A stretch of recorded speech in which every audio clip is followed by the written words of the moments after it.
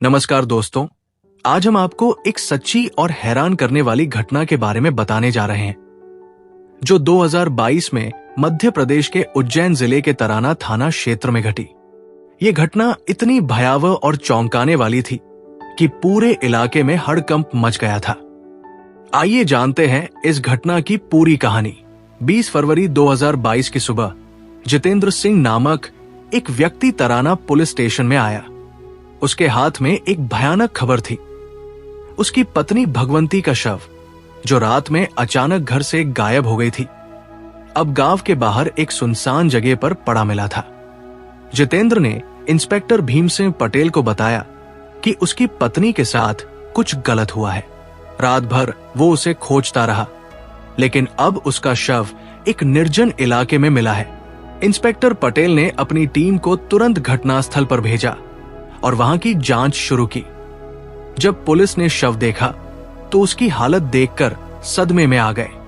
भगवंती के सिर पर गहरे और खून से सने चोट के निशान थे और उसके आसपास बड़े बड़े रक्त से सने हुए पत्थर पड़े हुए थे।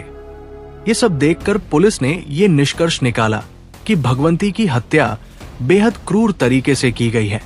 घटना के बाद पुलिस ने फॉरेंसिक टीम को घटनास्थल पर भेजा और विभिन्न सबूत जुटाए। साथ ही पुलिस ने आसपास के गांव वालों से भी पूछताछ की, लेकिन पहले दिन कोई ठोस जानकारी नहीं मिल पाई। फिर पुलिस ने भगवंती के मोबाइल के कॉल डिटेल्स चेक किए। कॉल डिटेल्स में एक नंबर बार बार डायल होता हुआ पाया गया। ये नंबर किसी गोपाल नामक व्यक्ति का था, जो एक संपन्न किसान था। जब पुलिस ने इस हत्या की जांच शुरू की तो उन्हें पता चला कि भगवंती ने गांव के संपन्न किसान गोपाल के खेत में काम करना शुरू किया था। गोपाल ने पहले ही भगवंती की सुंदरता के बारे में सुना था और उसने मौका पाकर पहले ही भगवंती का वेतन बढ़ा दिया ताकि वो उसकी ओर आकर्षित हो।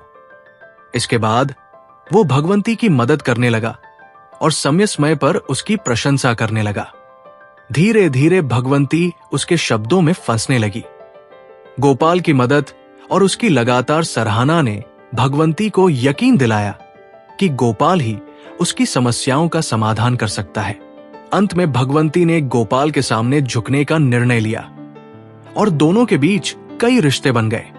भगवंती के पास सुंदरता थी जिसे वो उदारता से गोपाल पर लुटा रही थी, जबकि गोपाल के पास पैसा था जिसे वो भगवंती पर खर्च कर रहा था।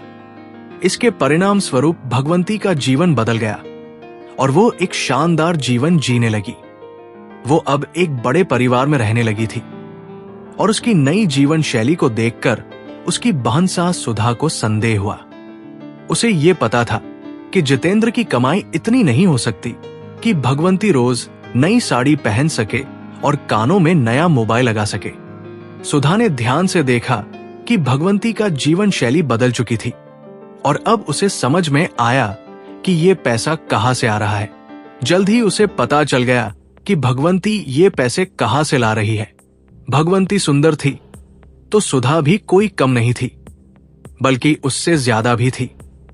इसलिए उसने भी गोपाल के खेत में काम करने का निर्णय लिया और एक दिन जाकर गोपाल से काम मांगने लगी। गोपाल भी सुंदर युवतियों को देखकर काम देता था, लेकिन सुधा को देखकर उसने उसे अगले दिन से काम पर आने को कह दिया।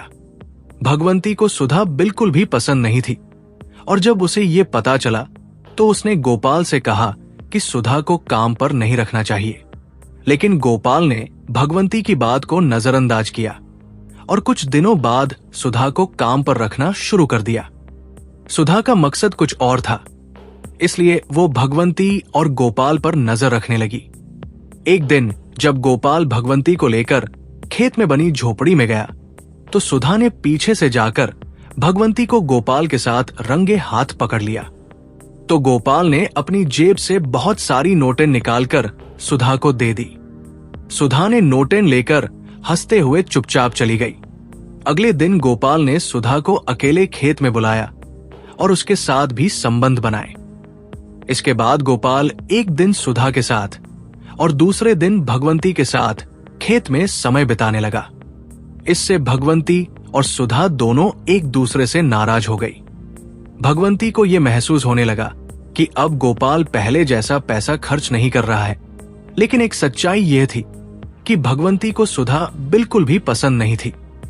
भगवंती के साथ कई सालों तक संबंध रखने के बाद अब गोपाल का उसमें से मन उचट चुका था। सुधा को यह समझ में आ गया था कि गोपाल का मन अब भगवंती से दूर हो चुका है और वो उसे अपनी ओर खींचने के लिए हर तरीका अपनाने लगी। सुधा ने सोचा कि अगर उसे गोपाल पर पूरा अधिकार चाहिए तो उसे भगवंती को रास्ते से हटाना होगा, और इसके लिए उसने गोपाल को तैयार कर एक खतरनाक योजना बनाई। इसमें सुधा ने अपने 2 बहनोई देवकरण और लालू को इस साजिश में शामिल किया। 19 फरवरी 2022 को सुधा ने भगवंती से कहा कि वो खेत में चलने के लिए साथ चले, क्योंकि उसे पाचन संबंधी समस्या हो रही थी। भगवंती बिना किसी संदेह के सुधा के साथ चल पड़ी। एक बार जब वे दोनों खेत के पास पहुंचे तो सुधा ने भगवंती को एक खेत के पास स्थित झोपड़ी में ले जाकर उसे धोखे से बैठाया और वहां एक बड़ा पत्थर उठाया। उसने उस पत्थर को भगवंती के सिर पर जोर से मारा, जिससे भगवंती तत्काल खून से लथपथ हो गई। इसके बाद सुधा ने गोपाल और अपने बहनोई देवकरण और लालू को आवाज दी। गोपाल और उसके साथियों ने वहां आकर भगवंती के सिर पर और वार किए, जिससे उसकी मौत हो गई। जब भगवंती की मौत हो गई तो सभी ने उसे छुपाने की कोशिश की, लेकिन पुलिस की तफ्तीश ने उन सभी की साजिश को उजागर कर दिया। पुलिस ने भगवंती के मोबाइल की कॉल डिटेल्स और अन्य सबूतों की मदद से आरोपी तक पहुंचने में सफलता पाई।